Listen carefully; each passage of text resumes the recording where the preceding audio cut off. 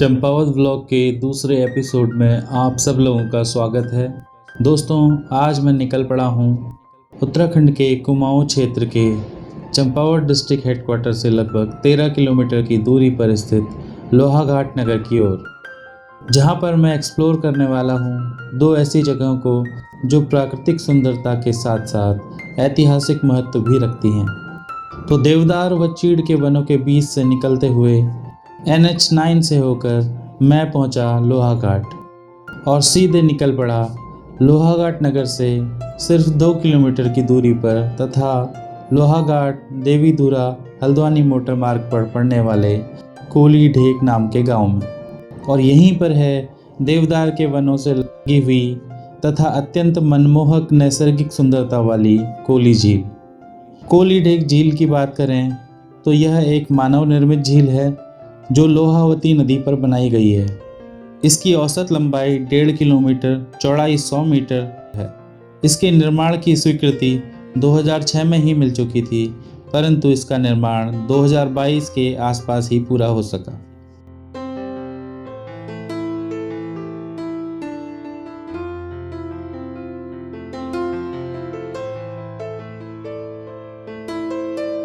जब से इस झील का निर्माण हुआ है, यह चंपावत लोहाघाट क्षेत्र में पर्यटन का मुख्य केंद्र बन गई है।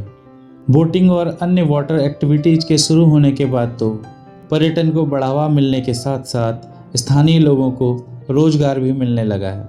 इसी संबंध में मैंने एक स्थानीय व्यक्ति, बोट संचालक श्री विनोद सिंह जी से बात की और उन्होंने बहुत सारी इन्फॉर्मेशन इस जगह के बारे में बताई तथा पर्यटन से जुड़ी कुछ बातें भी बताई। आपका नाम? जी, मेरा विनोद सिंह हुआ। ओके। 2 सीटर का वही है, रेट लिस्ट देख सकते हैं आप। कितना 2 सीटर का कितना? 300 रुपये चार्ज है ओके ओके। और 400 से फिर फैमिली वाली शुरू होती है, उसमें पर पर्सन लेते हैं। 5 आदमी बैठे तो 500 रुपये, ओके। 6 आदमी बैठे तो 600। तो आप ही मैनेज करते हैं या मैनेज में अलग अलग है सारे, अपने प्राइवेट? प्राइवेट में है, अपनी अपनी नावें हैं, अपना अपना चलाते हैं, देखते हैं, ओके। खुद ही उसका देख रेख करते हैं। और ये कितने टाइम पहले स्टार्ट हुआ है बोटिंग? ये हुआ है करीब एक साल हो जाता है। फिर ये दूसरा सीजन है। पिछली बार गर्मियों को ही नवंबर दिसंबर से शुरू हुआ था ओके। और ये अभी दूसरा सीजन समझ लो। तो इसके बोट स्टैंड बनने के बाद टूरिस्ट बढ़े? टूरिस्ट तो बड़ा, इसका टूरिस्ट अच्छे खासे रहे। गर्मी सीजन के टाइम में सीजनली काम हुआ, ये सीजन के टाइम में बाहर का जब आदमी आता है ओके इस टाइम तो बहुत अच्छा। दिल्ली, हरियाणा, पंजाब, ओके अपना यूपी, हिमाचल, इधर से भी बहुत अच्छे खासे पर्यटक आए। पंजाब गुरुद्वारे के अच्छा चलता। बंगाली लोग भी आते हैं, वो मायावती आश्रम जो जाते हैं तो वो भी यहाँ स्टे करते हैं। विजिट अच्छा है, इसका अच्छा रिस्पॉन्स रहा। पिछले सीजन में बहुत अच्छा रिस्पॉन्स।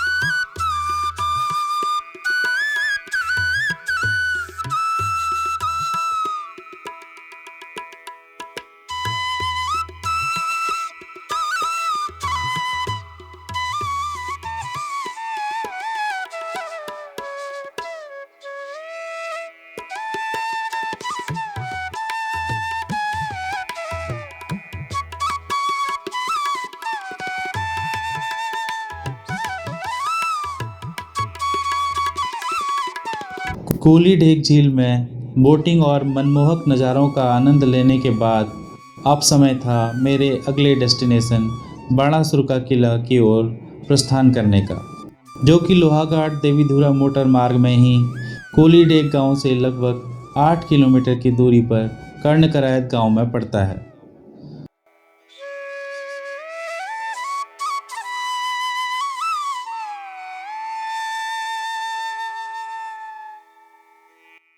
बाणासुर के किले तक पहुंचने के लिए मुझे 1.5 किलोमीटर की खड़ी चढ़ाई करनी पड़ी, पर इस ट्रैक में जो नज़ारे थे वो एकदम रिफ्रेशिंग थे, जिससे मेरी सारी थकान दूर हो गई।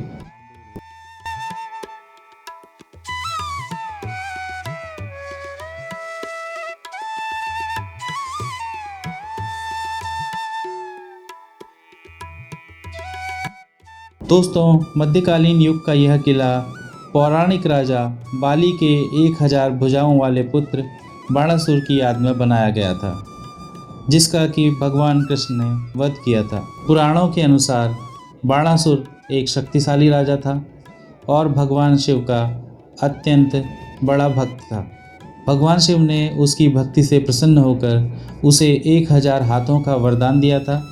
अहंकारी बाणासुर ने एक दिन भगवान शिव को ही चुनौती दे डाली और कहा कि उस व्यक्ति का नाम बताएं जो उससे टक्कर ले सके।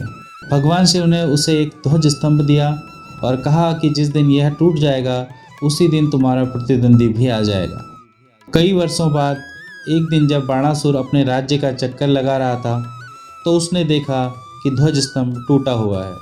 उसे जब सच्चाई का पता लगा तो पाया कि उसकी पुत्री उषा भगवान कृष्ण के पोते अनिरुद्ध से प्रेम करती है और अनिरुद्ध उसकी पुत्री के महल में ही उसके साथ रहते हैं।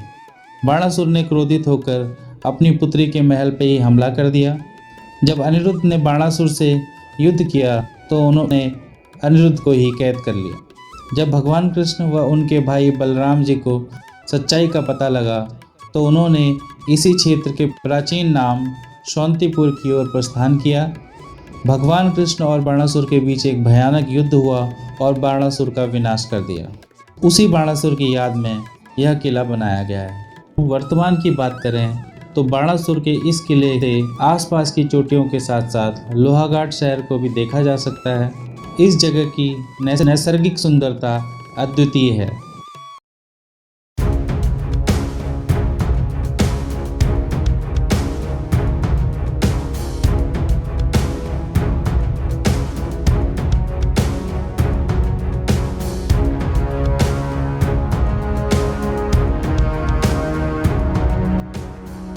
इतनी घुमक्कड़ी करने के बाद अब समय था आज की यात्रा को विराम देने और वापस लौटने का। तो मैं प्रकृति के विहंगम दृश्यों का आनंद लेते हुए यहाँ से वापस लौट गया चंपावत नगर की ओर।